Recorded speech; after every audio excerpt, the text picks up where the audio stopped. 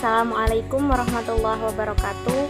Perkenalkan, nama saya Putri Safira, Standbook A251 20044, kelas B, Prodi Pendidikan Kimia. Baiklah, di sini saya akan menjelaskan tentang cara pemeliharaan alat. Sebelumnya, pemeliharaan alat yang akan saya jelaskan ini merupakan penjelasan secara umum. Baiklah, langsung saja masuk ke pemeliharaan alat. Pemeliharaan peralatan laboratorium memiliki beberapa tujuan, yaitu pertama, peralatan laboratorium selalu bersifat prima dan siap pakai secara optimal. Kedua, memperpanjang umur pemakaian peralatan laboratorium. Yang ketiga, menjamin keamanan, keselamatan, dan kenyamanan orang atau mahasiswa yang menggunakan peralatan tersebut. Yang keempat, menjamin kesiapan operasional peralatan yang diperlukan, terutama dalam keadaan darurat. Yang kelima, adanya unit cadangan, pemadam kebakaran, dan penyelamat. Yang keenam, mengetahui kerusakan secara dini atau gejala kerusakan. Yang ketujuh, menghindari terjadinya kerusakan secara mendadak. Dan yang kedelapan, menghindari terjadinya kerusakan fatal. Kemudian, ada pun cara atau metode untuk melakukan pekerjaan pemeliharaan peralatan laboratorium yang dapat dilakukan, yaitu dengan cara yang pertama, melakukan pencegahan. Misalnya itu dengan memberi peringatan melalui gambar atau tulisan, peraturan, tata tertib bagi pengguna laboratorium, dan memberi bahan pengawet. Yang kedua, menyimpan. Misalnya itu, menyimpan peralatan laboratorium agar terhindar dari kerusakan. Yang ketiga, membersihkan. Membersihkan peralatan laboratorium agar peralatan laboratorium itu selalu bersih dari kotoran yang dapat merusak, misalnya debu dan uap air yang dapat menyebabkan terjadinya korosi. Kemudian selanjutnya, memelihara, misalnya itu dengan melumasi peralatan mekanis.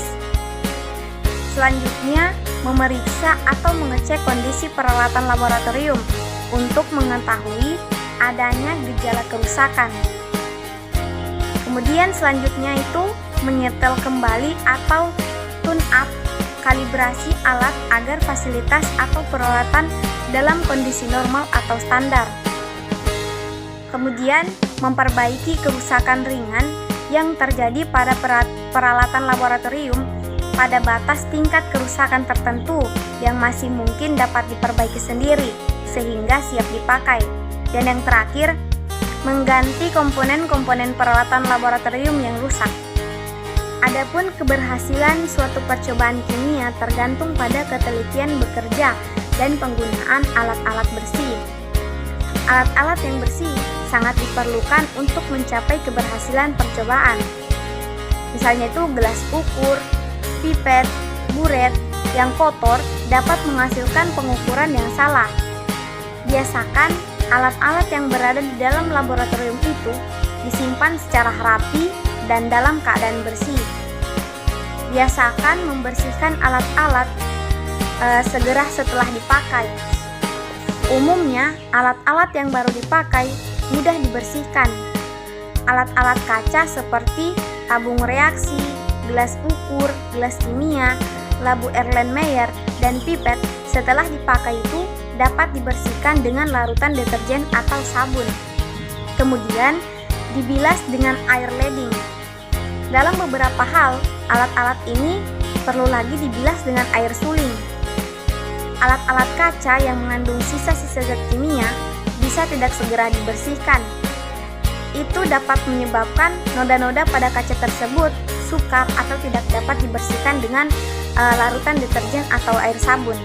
Makin lama noda melekat pada kaca, maka makin sukar juga noda itu dibersihkan.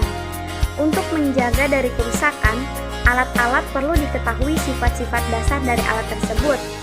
Misalnya, zat atau bahan dasar pembuatan.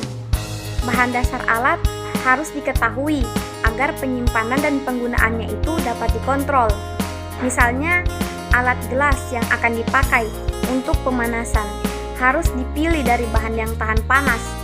Bila suatu alat terbuat dari besi atau sebagian pelengkap alat tersebut terbuat dari besi, maka itu tidak boleh disimpan berdekatan dengan zat-zat kimia, terutama itu zat-zat yang bersifat korosif. Kemudian bahan besi dengan asam itu akan cepat berkarat. Lalu berat alat. Di laboratorium itu terdapat alat yang ringan dan ada juga alat yang berat. Untuk alat-alat yang berat, jangan disimpan di tempat yang tinggi. Sehingga jika kita mau menyimpan atau mengembalikan, tidak sulit diangkat atau dipindahkan kembali. Kemudian, kepekaan alat terhadap pengaruh lingkungan. Berbagai alat seperti mikroskop yang peka terhadap lingkungan, misalnya terhadap kelembapan, di daerah yang dingin atau daerah yang lembab, penyimpanan harus hati-hati.